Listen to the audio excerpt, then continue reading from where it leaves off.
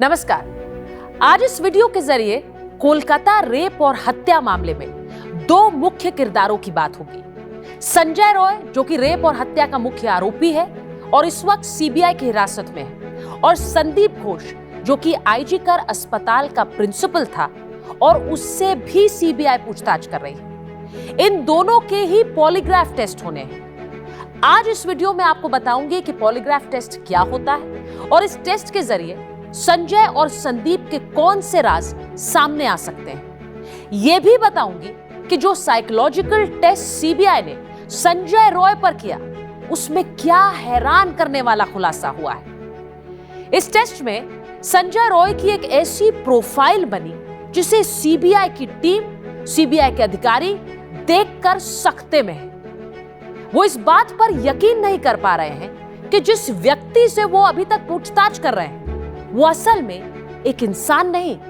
जानवर है। सीबीआई ने संजय रॉय का एक साइको एनालिसिस टेस्ट किया। इस टेस्ट के जरिए किसी भी आरोपी की एक साइकोलॉजिकल प्रोफाइल तैयार की जाती है। संजय रॉय की भी एक प्रोफाइल तैयार की गई। इसमें सिर्फ सवाल पूछे जाते हैं और जवाब देने के तरीके से और जवाबों पर इंसान की प्रतिक्रिया, उसके रिएक्शन से उस व्यक्ति का एक स्केच तैयार होता है। संजय की जो प्रोफाइल तैयार हुई, उससे साफ होता है कि संजय एक आम आदमी की तरह बर्ताव नहीं करता।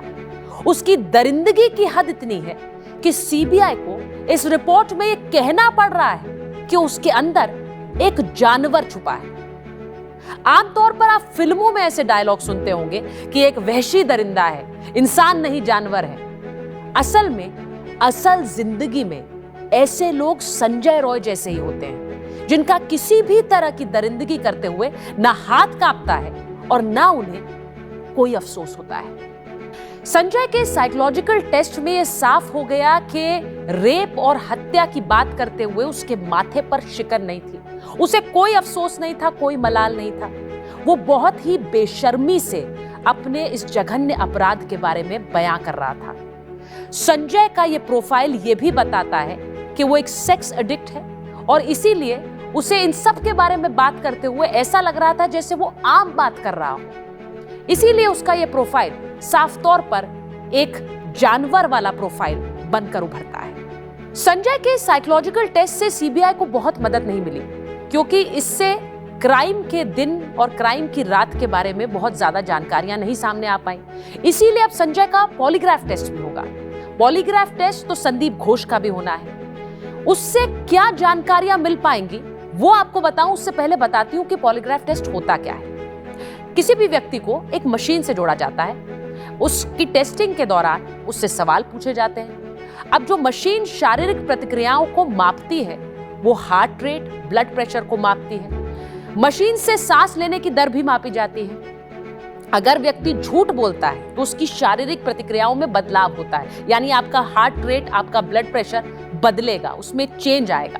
झूठ बोलने पर यह बदलाव साफ नजर आता है और इसीलिए पता लग जाता है कि कोई व्यक्ति किसी क्राइम के बारे में झूठ बोल रहा है। संजय के पॉलीग्राफ टेस्ट से यह पता लगाने की कोशिश होगी कि क्राइम की रात वो अकेला था या उसके साथ और लोग थे। यह भी पता लगाने की कोशिश कि क्या हत्या का प्लान पहले से था या फिर अचानक उस रात अस्पताल पहुंचकर उसने पीड़िता के साथ रेप और हत्या की। संजय के इस क्राइम के बारे में और किस किस को पता है और संजय ने सबसे पहले इस क्राइम के बारे में, इस हत्या के बारे में किसे बताया, ये सारे सवाल संजय से पूछे जाएंगे। वहीं दूसरी तरफ अस्पताल के एक्स प्रिंसिपल संदीप घोष से यह पता लगाने की कोशिश होगी कि इस क्राइम पर उसने पर्दा क्यों डाला। क्या वो इस हत्या और रेप के बारे में शुरू से जानता था और क्या संजय उसे इस क्राइम को लेकर ब्लैकमेल तो नहीं कर रहा था। यह भी पता लगाने की कोशिश होगी कि क्या संदीप के बारे में राज कोई पीड़िता जानती थी और इसीलिए संजय के जरिए संदीप ने पीड़िता की हत्या करवाई।